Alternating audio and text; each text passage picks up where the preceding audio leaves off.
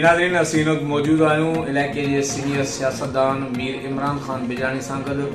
असीं साईंजन सां मुल्की सूरत हाल सां गॾु जेकी सूबे सिंध जी सूरत हाल आहे, जेको पाणी जेके केनाल कढिया पिया वञनि सिंधु दरिया मां, उन ख़िलाफ़ु सराह जेको आहे सिंधी अवाम सरापा एहतिजाज आहे। उन खां अलावा जेकी सिंध में बदअमनी जी सूरत हाल आहे, ख़ासि तरह सां जेके उत्तर सिंध जा कुझु ज़िला आहिनि उते जेको आहे बदअमनी काफ़ी वक़्त खां कर खणी बीठी आहे। अचो त इन हवाले सां साईंजन सां गुफ़्तगू कयूं। मुआशी सूरत हाल त तव्हां ॾिसो त काफ़ी वक़्त खां वठी जेका असांजे मुल्क जी आहे उहा माना नेगेटिव वञे पई, बद खां बदतर थींदी वञे थी पई। ॿियो तव्हां अमन अमान जे मसइले ते चओ था त अमन अमान ख़ासि तौरु तव्हां ॾिसो त इहे 3-4 डिस्ट्रिक्ट आहिनि असांजा। घोटकी ज़िलो आहे, कश्मीर आहे, शिकारपुर आहे। हिते त न हुकूमत आहे न लॉ एंड ऑर्डर आहे, लॉ जी कानून जी रिट त आहे ई कोन। माण्हू राति त छॾियो पर ॾींहं जो बि महफ़ूज़ कोन था सम्झनि पाण खे। न कंहिंजी जान, न माल, न इज़त, का शइ महफ़ूज़ कोन आहे।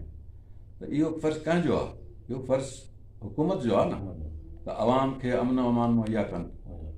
अवामी नुमाइंदा जेके चूंडियल आहिनि उन्हनि जो फ़र्ज़ु आहे त उहे अवाम खे अमन अमान मुहैया कनि। इन में एडमिनिस्ट्रेशन बि तव्हांजी नाकाम आहे, तव्हांजा चूंडियल नुमाइंदा जेके आहिनि उहे उन्हनि जी बि नाकामी आहे, ऐं ओवरऑल हुकूमत सूबाई हुजे तोड़े पंहिंजो मरकज़ी हुकूमत हुजे, इन्हनि सभिनी जी नाकामी आहे। जेको पाणी जो इशू हले पियो सिंध में, पाणी जो इशू जेको आहे इहो हिकिड़ो तमामु वॾो इशू आहे। इन खे नंढो इशू माण्हू सम्झनि था, इहो नंढो इशू कोन्हे। ऐं इहो 500 माण्हू हिते एहतिजाज, 1000 माण्हू हुते एहतिजाज करण सां न थींदो। इन जे लाइ के वॾा इक़दाम खणणा पवंदा असांजी आवाम खे, उन खां सवाइ इहो मसइलो हल न थींदो। ऐं जेकॾहिं कैनाल ठही विया त जेको पाणी तव्हां ॾिसो था, हाणे मां आयुमि सखर खां त उते पाणी दरिया में त पाणी कोन हो, ऐं जॾहिं इहो पाणी डाइवर्ट थींदो इन कैनालनि ॾे पोइ त अञा शॉर्टेज वधंदी न। त इहो त सिंध जी ज़राअत खे तबाह करण जो हिकिड़ो मसइलो आहे।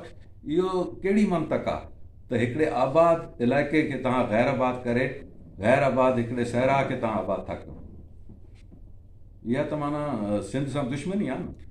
ॿियो जेको सिंध में बदअमनी ख़ासि तरह सां उत्तर सिंध जा ज़िला आहिनि, कश्मीर आहे, जेकाबाद, शिकारपुर, घोटकी, सखर, काफ़ी सालनि खां बदअमनी आहे। अगवा पिया तावान जा वाक़िया आहिनि, क़त्लेआम आहे, ऐं उनखां अलावा स्ट्रीट क्राइम आहे, रोड रस्तनि ते दाड़ेल जेको आहे त बीठल आहिनि, फुरू रोज़ मामूल आहिनि। ही छा सम्झो था तव्हां हिन जे पोयों कहिड़ा हथ आहिनि? इहो काफ़ी सालनि खां वठी हले पियो, पर इहो एतिरो न हो जेतिरो हाणे आहे। हाणे त इहो पंहिंजी इंतिहा ते पहुची चुको आहे न। जेके हालात अॼु आहिनि इहे कॾहिं बि न हुया। तव्हां ॾिसो गुज़िरियल जेके साल 8, 10, 15, 20 साल अॻु में ईअं हुया हालात, ईअं त कोन आहे, क़तन कोन आहे।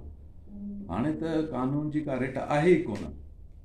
हुकूमत ज़िम्मेवार आहे सभ खां पहिरियों, पोइ सूबाई हुकूमत ज़िम्मेवार आहे, ज़िले इंतिज़ामिया ज़िम्मेवार आहे, पुलिस ज़िम्मेवार आहे, चूंडियल नुमाइंदा ज़िम्मेवार आहिनि। इहो उन्हनि जो फ़र्ज़ु आहे त आवाम खे तहफ़ुज़ मुहैया कनि न। सही।